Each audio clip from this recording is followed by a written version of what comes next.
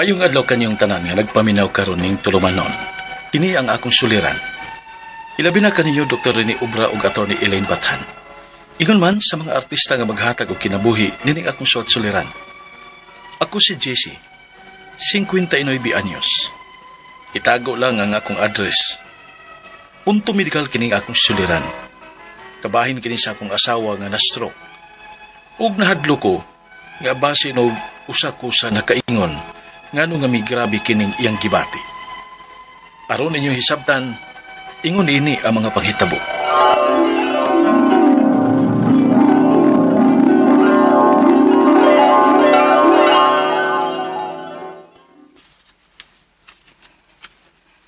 Dong Jess, mulakaw na ko. Sayo ako ni mo, day. Late na gani ka nga nauli gabi eh. Nag-overtime ka sa trabaho, karon sayo na sa kamutsyote. Ay, dagan pa mo kay kutiwason nga trabaho, good uy. Anala, sige. Basay kalimot og kaon, ha? O, Dong.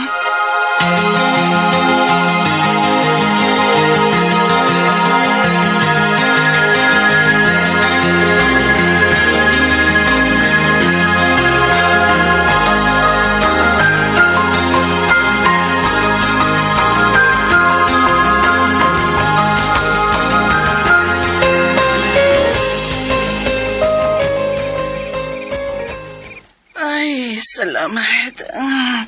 Nakahigda na taon ko. Saan ang oras, ha? Karon pa ka nauli. Ano sa man, ikaw na ka? Oo. Nag-order lang gihapon ko para panihapon ako. Nag-order? Wala sa kamukhaon og utan? Oh, as usual. Mga mantikaon lang gihapon ng akong gikaon. Maura man ay madali-dali para makakaon dayon while nagtrabaho. Mirna, ayaw palabig abusal si mong lawas, oy. Na, usumbalik lagi hapon da ni mo. Pasigda ko lang niya kay tag problema kung simba ko maunsa ka sa umabot. Okay ra ko, Dong. Ayaw kabalakan ako. Day.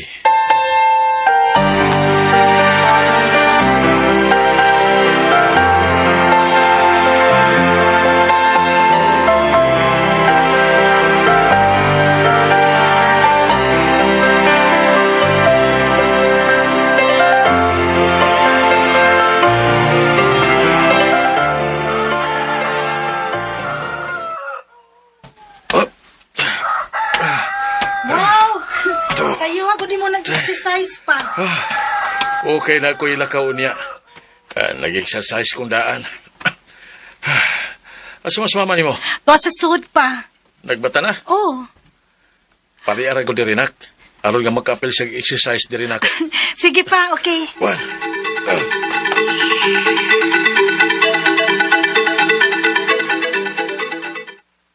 Di lagi ko, Dong.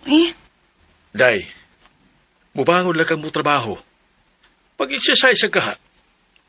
Dagko na may tag-edad. Kapoy, Di off gain ako pa exercise na sa tanim mo. Kaya nga, magsige rabaya kaglingkod sa imong trabahoan. Una-una, ha? Sobra kag napo ka oras nga maglingkod. Di na maayo, day. Dapat ko'y tiwasonon nga trabaho. Kung di among ano imong exercise, di adjust si, Mirna.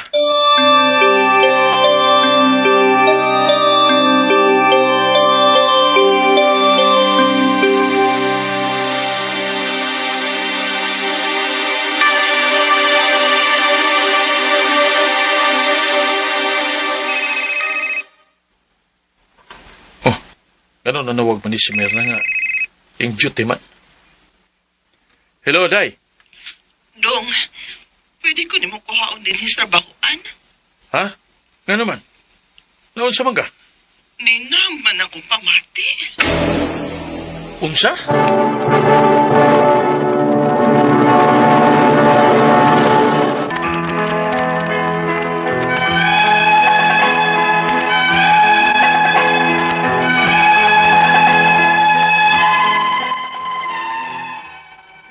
Wa pa ko'y kalibutan nga mao na leto'y sinugdanan sa tanan ang gibati niya nga mibinhod ang iyang pamati.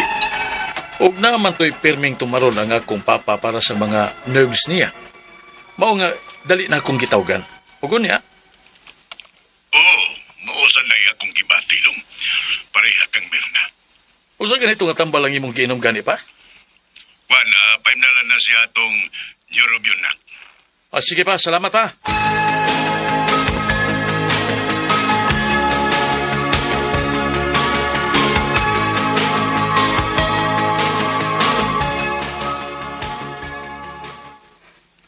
Kumusta naman ka?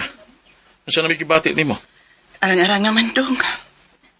Pahuwi sa lagi pa nagsaday. Stress na gani kay ka sa trabaho. Di pa gini mo papawayo ng lawas nimo. Usaon na lang, inikabot din sa bahay. Bisag di off nimo. Trabaho gyapon ka. Usaon naman Sige nga na. lang, good. Uy, nabitaw ning tambal. Ma-okay ra ko, ani. Ay, Mirna.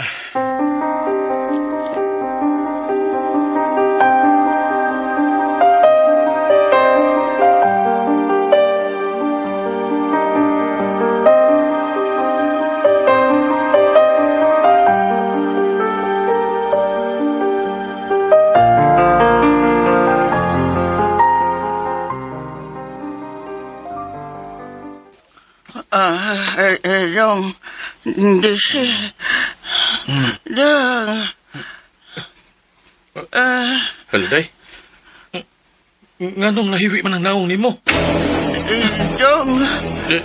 Mirna, daluti ka sa ospital day. Ayaw, tambal. O si Tambal. Ah, Uinom ka ini? ah. Kakalit kayo magkuhag og tubig.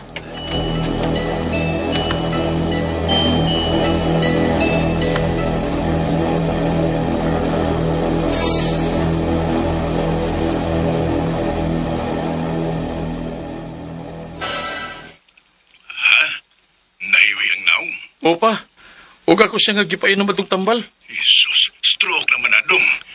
Di man na maayong paimnon o tambal o tubig. Dadala na dito sa ospital. Unsa? Oh, Mirna!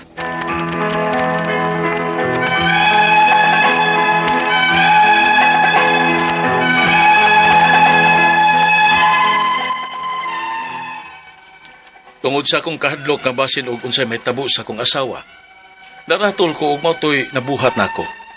Yatagan ako siya og tubig para makainom siya tambal.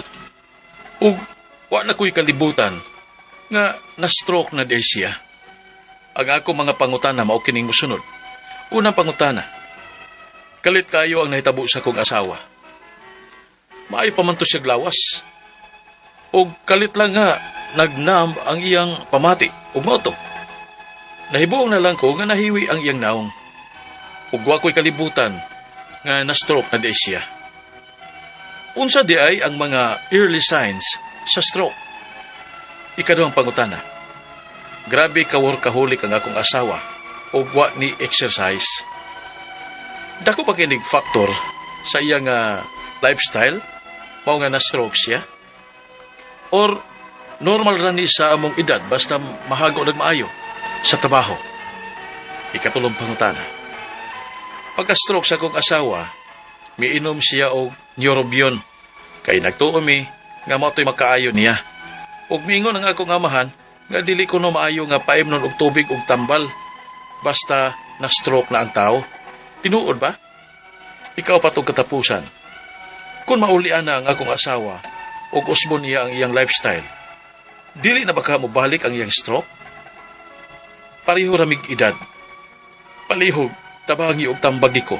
Kini ang akong suliran, GC. Mayong adlaw mga suking tigpaminaw din sa tong programa kini nga akong suliran. Ano na sa bako si Dr. Rene Obra magiguban kaninyo karong adlaw. Ako motambag sa inyong mga medical problem kay medical doctor man ako, psychological, emotional ug behavioral kay usa man ako ka psychiatrist ug mga problema sa mga ginadiling drugas kay usa man ako ka drug addiction specialist. Kasi klaseng pamaagi sa pagpadala sa mga sulat-suliran ri kamo. Pwede ninyo padala sa mong email suliran_612@yahoo.com or sa tong Facebook account kini ang akong suliran official writers page o driba sa mong batan sa 3rd floor UCR Martinez Building, Osmeña Boulevard ning Dakbayan sa Sugbo. Ang atong makuto nga pagtulunan karong adlaw according to Father Aloy, no? Contentment frees the heart from comparison and teaches the soul to rest. Sa labtunon siya, pero maog na siya. Atong kinabuhi, no? Nanglan nga, simple living lang ta. Unsay na to, mauna na siya. Di na lang ta mangandoy pa og unsa pa man diha, no? Atong magtatampo karong adlaw si JC, 62 years old na si JC. O man niyang gibutang yung address, no? Tungod niya sa problema sa iyang bana, no? Rather, bana, asawa. So, muning butang. Kumusta naman dahil mga taga-Inupakan Leyte, no? Nga silingan na ni Tony Codira Didasi. Labi na kayo ni Uloy Rubli. Gano'n sa kaning Joy Rubli, no? Sa Rubli Shipping. Migo namin ni Joy. Musta naman po na si Joy Rubli. Si Trixie Claire Baay Balili. Sige ginig-chat si Trixie na ko. Taga Pilar Buhol, no? Mga Huros family diha sa Pinamungahan. Okay? Ug si Ronel Alex ug si Rinaldo sa Progress Home Imos branch, bago lamin palit ng kabinet, siya, Dok, wa mo po butangin yung apelido ninyo, Ronel Alex ug Rinaldo, no? Basta naanin sila sa Progress Home diha sa Imos, no?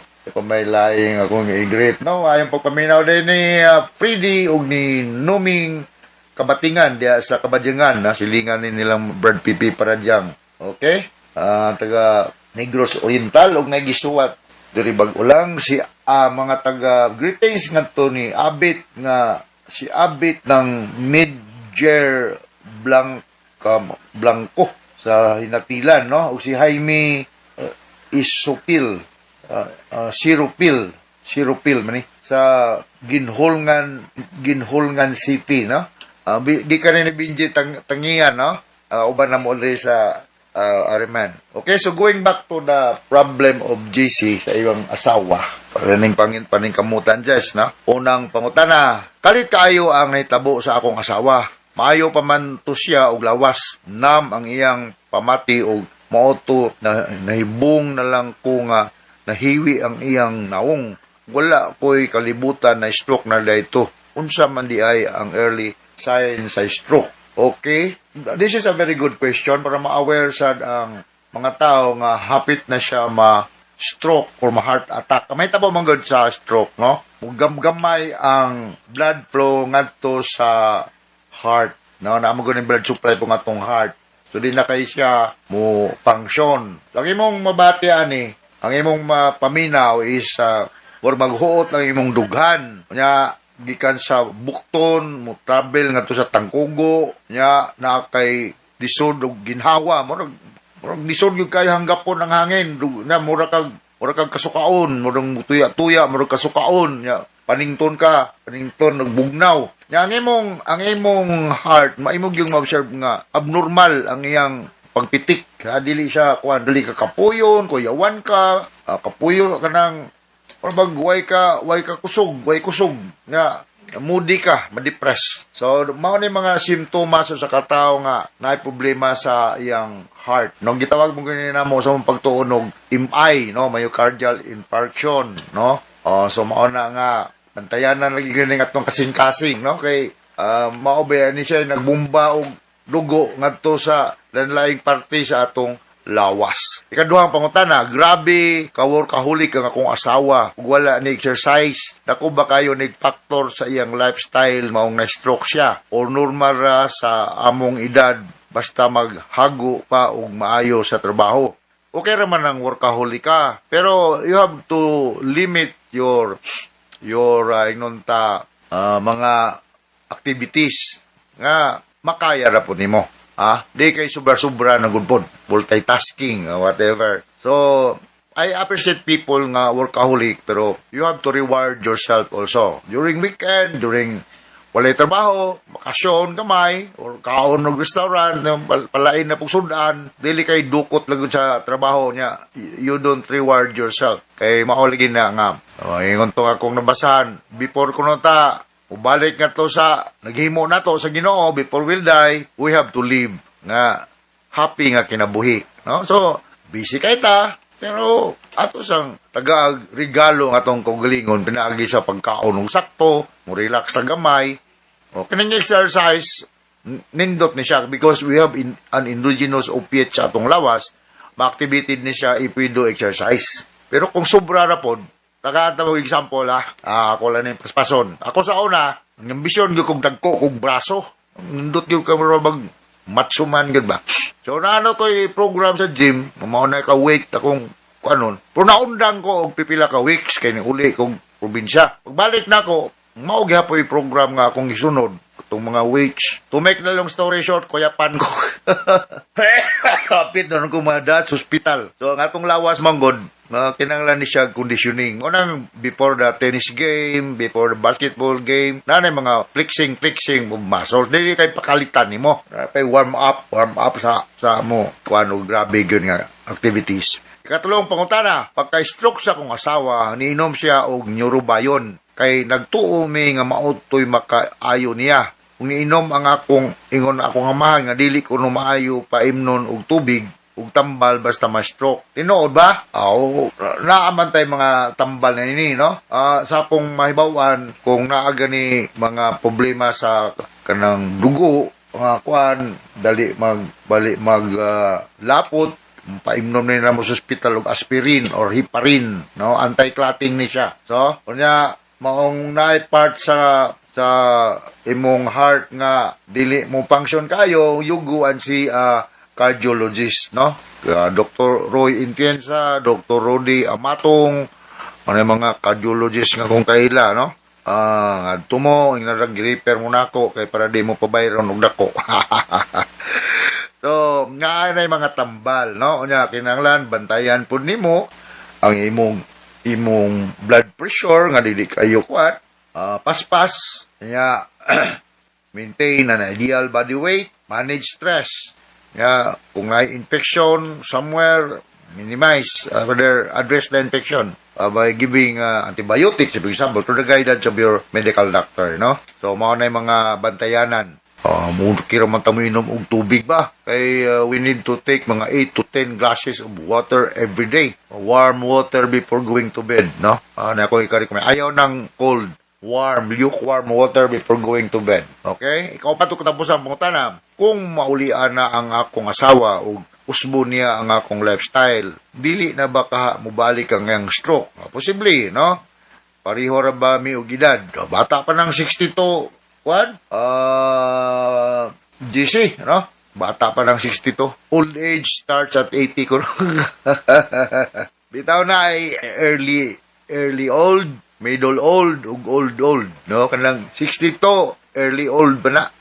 Kusgan pa ta kaya na. So, kung pareha mo sa mga asawa, you have to do light exercise, mga 30 to 60 minutes per day. Move yun ta. Ingon to si Dr. Lourdes de los Reyes Atok sa Ren. Kinanglan nga makakuha tag 10,000 steps per day. Sistang lisura sa dana, 10,000. Pero makaya ba na sa uban? Kung mo din ako kakaya ng 10,000, pwede rin siguro mga katunga lang tingali. Okay, so natakasabot ka sa kong speaker ni mo GC, ug ngadto sa libuan, millions nga naminaw sa itong programa kini nga akong suliran. Ako si Dr. Rene Obra, with Atty. Eileen Bathan, nga may mutambag sa inyong mga legal problem. Papasalamaton kay mi. Sige mo paminaw sa mong programa. So from all of us sa Radio Mindanao Network Production Center, Radio mo nationwide tatakaraman. Daghang salamat ug maayong